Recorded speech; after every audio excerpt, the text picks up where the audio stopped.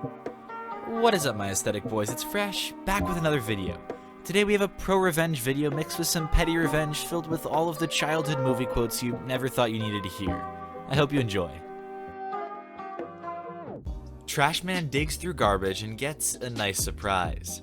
My mom lives in a really small town where people get into other people's business quite often. My brother and his family live next door to my mom on opposite ends of shared property.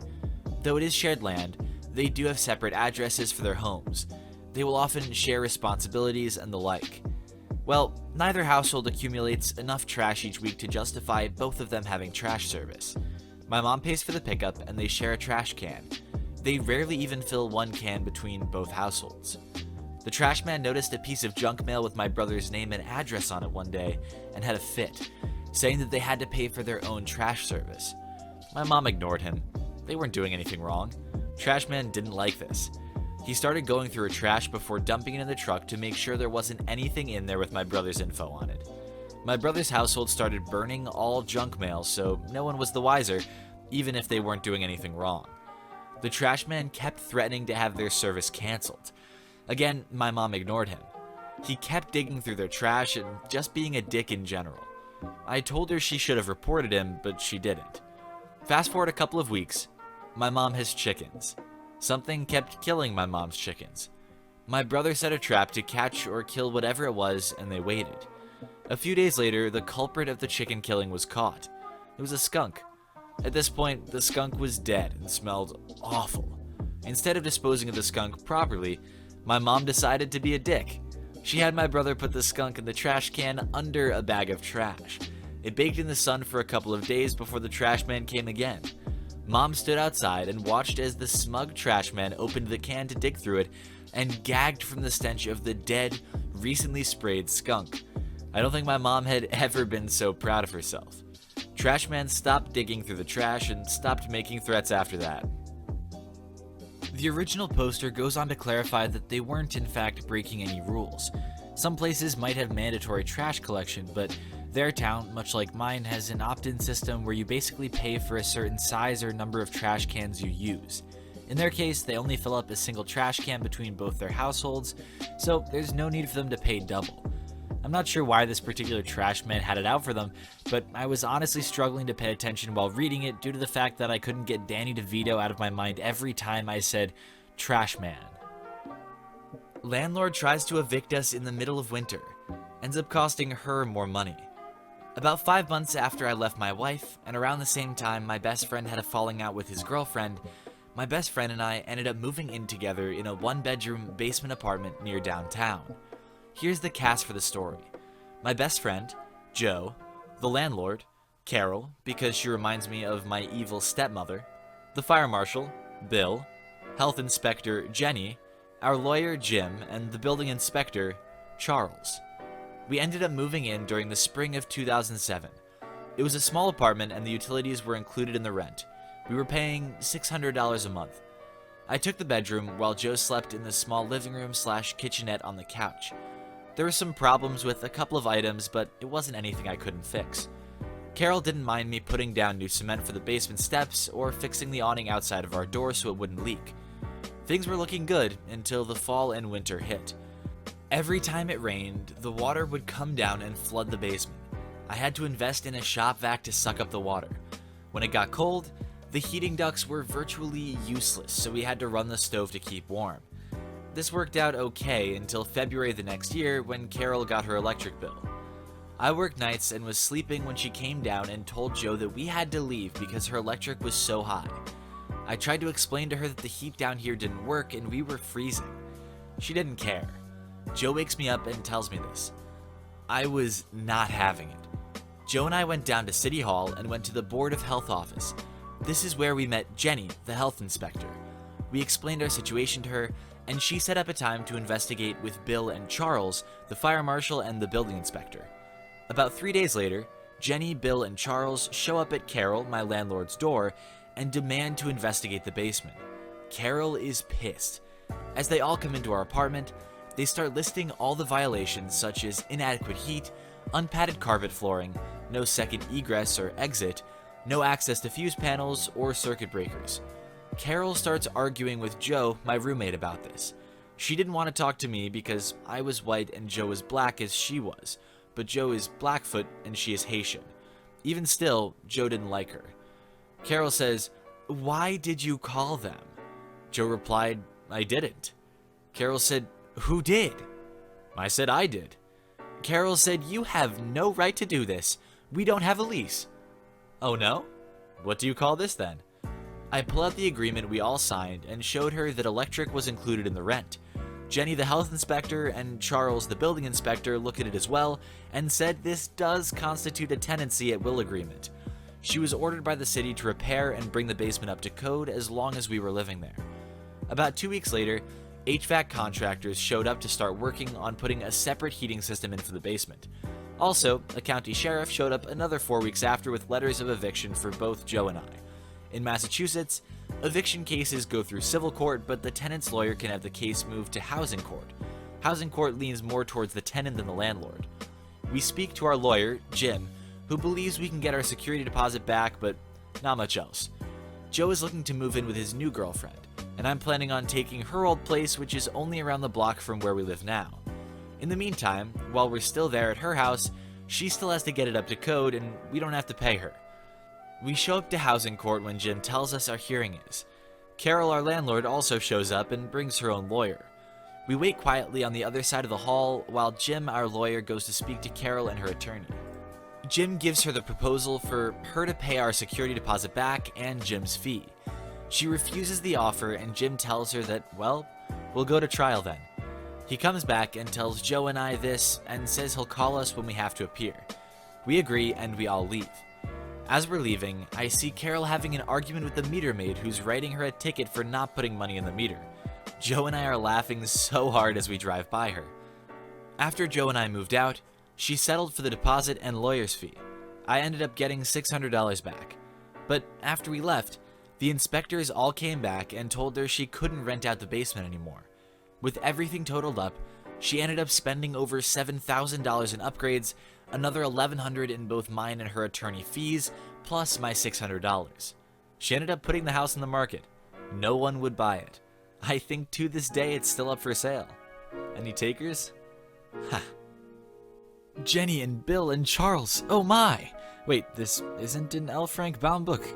Anyhow, Carol seems to be the absolutely perfect name for both your evil stepmom and evil stepmom-like landlord. The name Carol coming just behind Karen for the I Want to Talk to Your Manager award. It's also just about the least intimidating line in a superhero movie since Batman immediately stopped his premeditated murder attempt on Superman because he says the name Martha. Carol works great here and plays charmingly off of Bill and Charles, but if you're really looking for that extra evil stepmother vibe, you can't go wrong with the young Lindsay Lohan's mid-hike sneer of, "Got it, Cruella." Embarrass me in front of my friends, I'll embarrass you in front of the airport. So my brother and I used to prank each other back and forth regularly a few years ago when I still lived at home. One day I'm sitting in my room hanging out with some friends when he walks in and says, "Look what I found under my brother's bed." He then proceeds to lift my mattress and reveal a dildo he had left earlier in the day. Everyone gets a good laugh at my expense and my brother makes a fatal error. He leaves said dildo in my possession. Fast forward a month and a half, my brother is on his way to see a friend on the other side of Canada. I slip the dildo I've been holding onto in his carry-on right before he leaves the house. It was a gel dildo, so I also inserted a long steel rope inside in hopes it would set off the alarm at security and get him searched. A couple of hours later, my phone rings. It's my brother.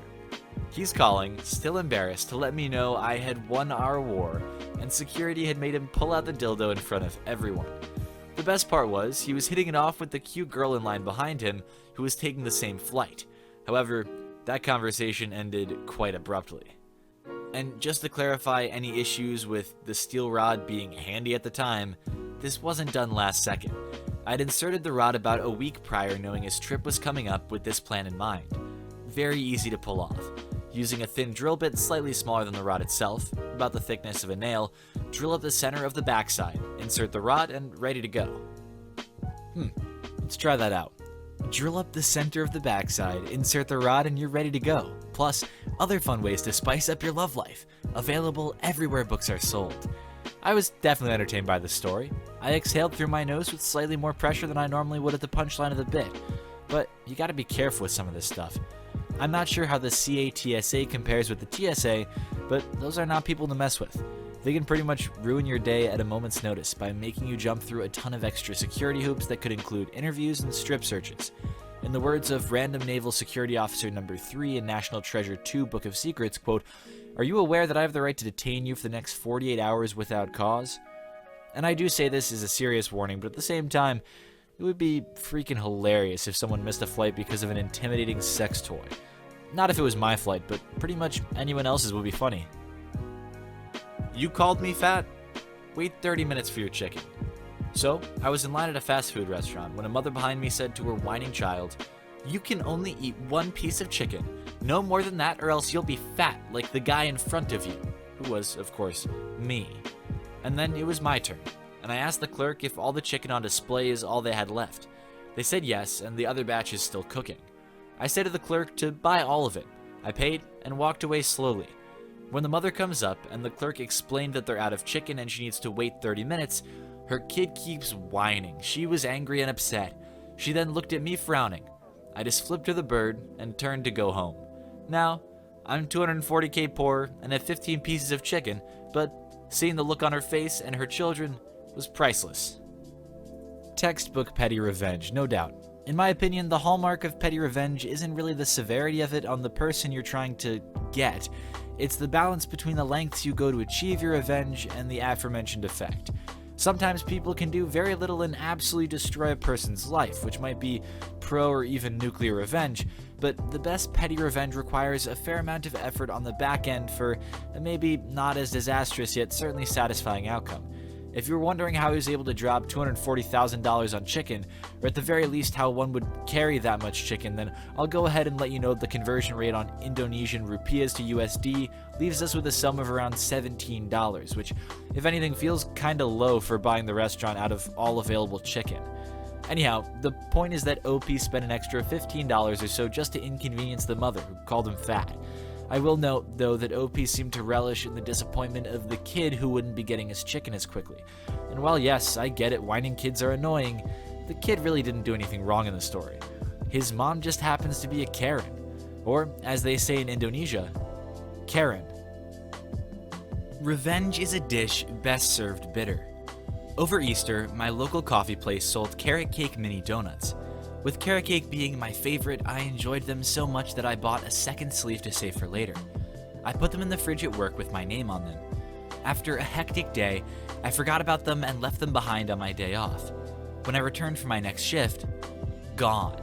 The place that sold them had none left either. Someone must pay. The following week, I bought a sleeve of mini donuts again. Using a syringe, I injected 2.5 milliliters of Bitter Yuck Anti-Chew Spray into the 4 center donuts of the pack. I clearly marked them with my name and waited. Lo and behold, the mini donuts are gone. It gives me great pleasure to know that they enjoyed a delicious treat before popping the next into their thieving mouth and then began retching uncontrollably. I've used this against my puppy. It's like taking a full bite from a stick of antiperspirant if you get a tiny bit in your mouth. I don't even want to know who did it. I'm content with the sign I posted afterward.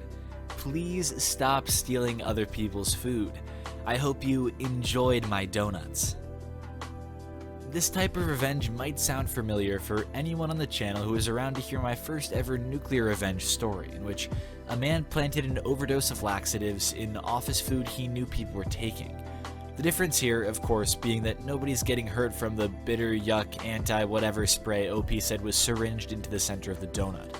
I'm not sure if syringe can be used as a verb, but I'm gonna use it anyway.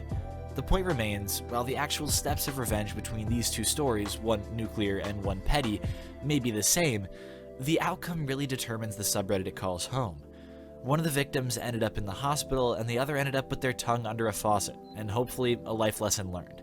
Though, if you're stealing food when you're old enough to be working, I'm not sure how much this one inconvenience is going to stop you. Maybe temporarily, but come on. If the thief had more than half a brain, they would realize the next food item would never have the bitter chemicals, because that's just a major inconvenience to the person's food. It's not some miracle spray that only makes it bitter to the wrong person's mouth. This is going to ruin the food for everyone. The thief will stay quiet and lay in wait. Then, when you bring in the right baked good, I'm sure they'll pounce. Thank you to everyone who watched this video. Be sure to subscribe for more daily Reddit content. Drop a like if you liked the video, and I will see you all tomorrow.